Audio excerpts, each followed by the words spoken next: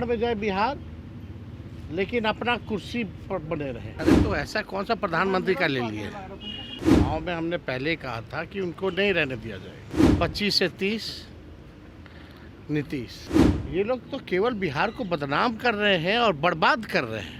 कोई हाथ खींचता है, कभी कोई पैकेट पकड़ता है, कभी कोई कुर्ता खींचता है। बिहार की राजनीति और बिहार की सियासत में एक दौर था जब चाचा और भतीजे की सरकार चलती थी और चाचा खुले मन से तेजस्वी यादव के कंधे पर हाथ रख के ये कहते थे कि बिहार का उत्तराधिकारी हमारा भतीजा ही होगा। लेकिन चाचा ने भतीजा को दगा दिया, यानी नीतीश कुमार ने तेजस्वी को दगा देने का काम किया, धोखा देने का काम किया।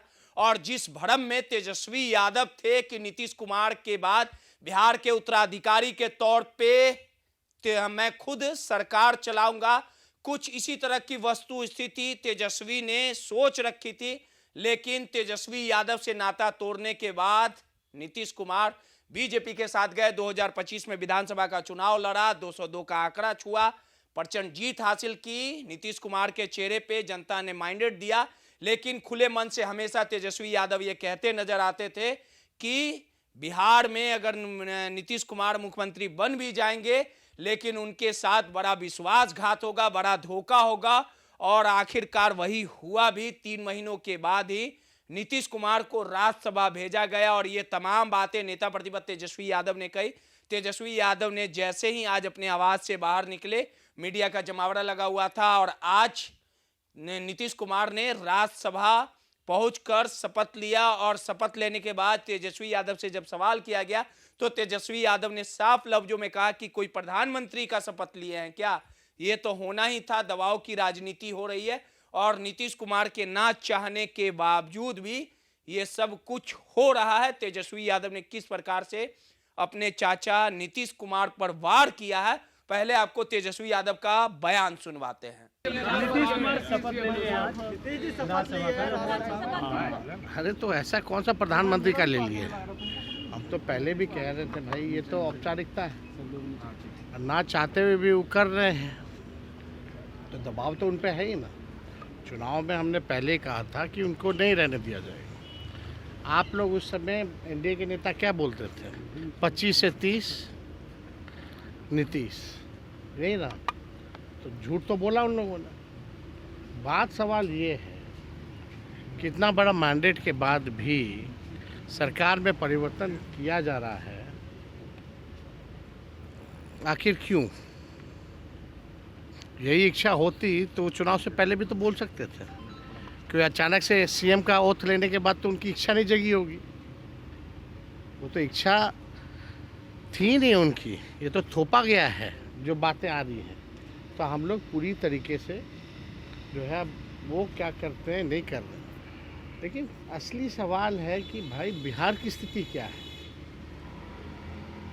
बिहार की स्थिति आप समझ जाइए कितना बद से बदतर होता जा रहा है। कानून व्यवस्था हो, चिकित्सा का हो, शिक्षा का हो, किसानों का हो, गरीबी का हो या महंगाई का हो या पलायन का हो, लोग परेशान हैं कि नहीं? आप समझ रहे हैं कितने बड़े तादाद में लोग जो है बाहर रहने वाले जो मजदूर हैं, जो पलायन कर रहे थे, वापस आ रहे हैं बिहार। गैस की किल्लतों की वजह से नौकरी पे आँच आई हुई है। उसके लिए बिहार की सरकार ने कोई व्यवस्था की है क्या? कोई चर्चा की है क्या? कोई व्यवस्था नहीं, कोई चर्चा नहीं। तो इन लोगों का तो केवल काम ही है बस भाड़ में जाए बिहार, लेकिन अपना कुर्सी पर बने रहे। तो इन लोग की यही मंशा है।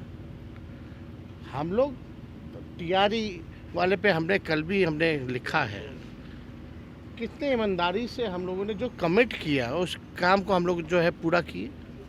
आज कहाँ क्या हो रहा है उसमें? कहाँ नौकरी पे कोई बात हो रही है? तो ये लोग काम करने वाले थोड़ी हैं। ये लोग तो केवल बिहार को बदनाम कर रहे हैं और बर्बाद कर रहे हैं पूरी तरीके से। अब बताइए, सरकार आएगा तो जो आएगा भी कौन मुख्यमंत्री बनेगा, नहीं बनेगा? जनता का मैंडेट है क्या? बिना जनता तो किस प्रकार का लोकतंत्र है भाई? कोई मैंडेट ही नहीं। जनता जिसको चाहती है वो मुख्यमंत्री हो ही नहीं रहा है, तो क्या मतलब रह गया? तो अब जो भी बनेगा वो दिल्ली से सरकार चलेगी। तो एक सवाल है देश जी, कल पहली बार नीतीश कुमार बोलने के लिए सामने आए, लेकिन संजय झा ने हटा दिया, उनको बोलने से रोक दिया। देखिए, अब कभी कोई हाथ खींचता है, कभी कोई पैर पकड़ता है, कभी कोई कुर्ता खींचता है। अब कितना दबाव होगा, कितना दबाव होगा? आप वीडियो फुटेज देख लीजिए ना। मुख्यमंत्री भाषण देते हैं, लाइन कट जाता है, कटा ना यात्रा में। मुख्यमंत्री सदन में बोल रहे होते हैं, स्थगित कर दिया जाता है सदन। याद कीजिए उस पलों को। कभी पीछे से कोई कंधा पकड़ता है, कभी कोई पकड़ता है, हाथ नीचे कर देता है कोई मुख्यमंत्री का।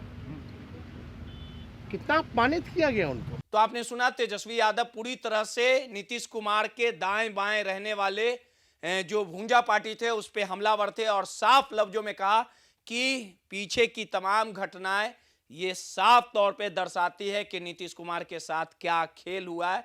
कौन अगला मुख्यमंत्री बनेगा ये तो साफ हो जाएगा, लेकिन बिहार की स्थिति इन लोगों ने बद से बदतर कर दी है।